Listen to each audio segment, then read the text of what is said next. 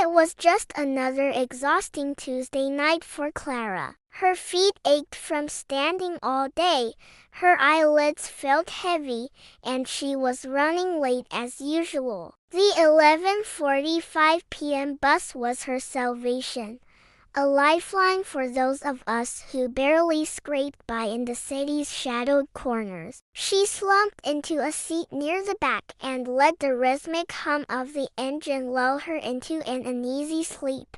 When she woke, it was to darkness. At first, she thought the street lights outside must have dimmed, but no, this wasn't her city. Instead of familiar restaurants, laundromats, and brick buildings, there were towering silhouettes of angular structures that stretched far into an inky void. The windows showcased endless roads with no turn-offs, and the horizon seemed to loop back on itself, trapping the bus in an eternal stretch. Her phone was dead. The passengers around her, there were only 5, sat rigid, staring straight ahead. She tried asking the older woman next to her for help, but her lips didn't move, her eyes didn't blink. A young man across the aisle held an open magazine, but the pages were blank. Clara shivered. Her gaze shifted to the driver. He wore a uniform,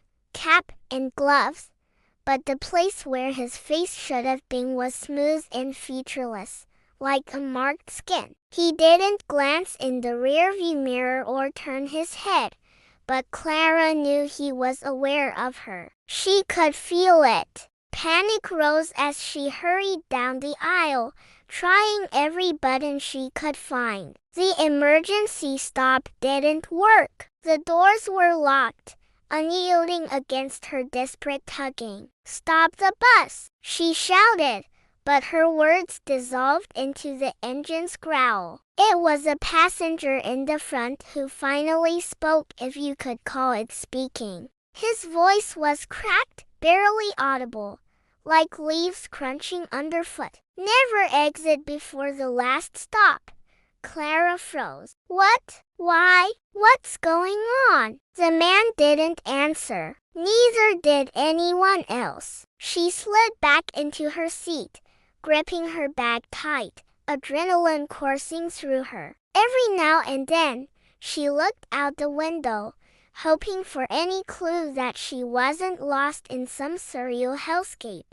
The outside world was a shifting blur, a kaleidoscope of unfamiliar cities that seemed to rise and crumble in moments. Hours passed, maybe days. Time didn't feel linear anymore. Her hunger clawed at her stomach, but there were no vending machines, no stops for convenience stores. She tried sleeping again, but her dreams were filled with endless corridors and a faint shadow at her heels. Then the bus began to change. The seats grew further apart. Shadows danced on the floor, stretching longer and darker than they should have. The windows fogged over, and shapes pressed against them from the outside. She could hear faint whispers, words she couldn't quite make out, taunting her from the edges of comprehension. The faceless driver still didn't react, even when the fog seeped in.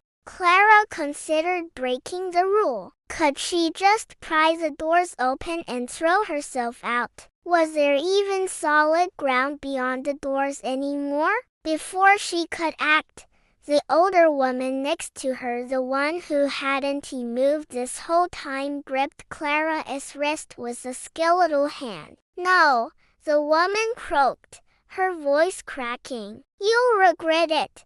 Clara recoiled, yanking her arm away. The woman returned to her statue-like stillness, but Clara couldn't forget the grip, the sheer force behind it, like desperation and warning all at once. Finally, after what felt like an eternity, the bus slowed. A dim light appeared in the distance, piercing the fog. "This," said the driver, his faceless head tilting toward her for the first time, "is the last stop."